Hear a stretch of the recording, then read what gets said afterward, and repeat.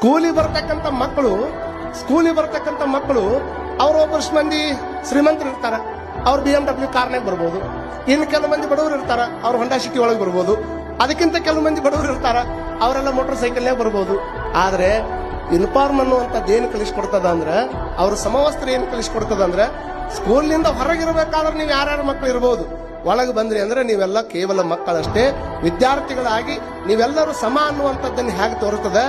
ಈ ಒಂದು ಕಾರಣಕ್ಕೆ ದೇವರನ್ನ ಹುಡುಕೊಂಡು ಎಲ್ಲಿ ಬೇಕಾದಲ್ಲಿ ಹೋಗುವಂತ ಅವಶ್ಯಕತೆ ಇಲ್ಲಪ್ಪ. ಹೊರಗಿನ ದೇವರು ಯಾಕ ಬೇಕಾ, ಒಳಗಿನ ದೇವರ ಸಾಕಬೇಕಾ. ಆ ದೇವರು ಈ ದೇವರು ಅಂತ ತಿಳ್ಕೊಂಡು ಸಿಕ್ಕಾಪಟ್ಟಿ ಹೊರಗೆ ಹುಡುಕಾಡ್ಕೊಂತ ಹೋಗೋದಕ್ಕಿಂತ ನಿಮ್ಮ ಕೈಯೊಳಗನೆ ನಿಮ್ಮ ಆತ್ಮಲಿಂಗವನ್ನು ಕೈಯೊಳಗೆ ಇಷ್ಟಲಿಂಗವಾಗಿ ಕೊಡ್ತೀವಿ. ಅದನ್ನು ಹಾಕೊಂಡಿರ್ತಕ್ಕಂಥವ್ರು ಯಾರು ಮೇಲಲ್ಲ, ಯಾರು ಕೀಳಲ್ಲ. ಪ್ರತಿಯೊಬ್ಬರ ಹೃದಯದೊಳಗೆ ದೇವರಿದ್ದಾನೆ, ಆತನನ್ನು ಎದೆ ಮೇಲೆ ಕೊಡ್ತೀವಿ ಅಂತ ತಿಳ್ಕೊಂಡು ಆ ಧರ್ಮವನ್ನ ಈ ನಾಡಿಗೆ ತಂದಿರತಕ್ಕಂಥವ್ರು ಅಪ್ಪ ಬಸವಣ್ಣನವರು ಅನ್ನುವಂಥದ್ದನ್ನ ಅಭಿಮಾನದಿಂದ ನಾವು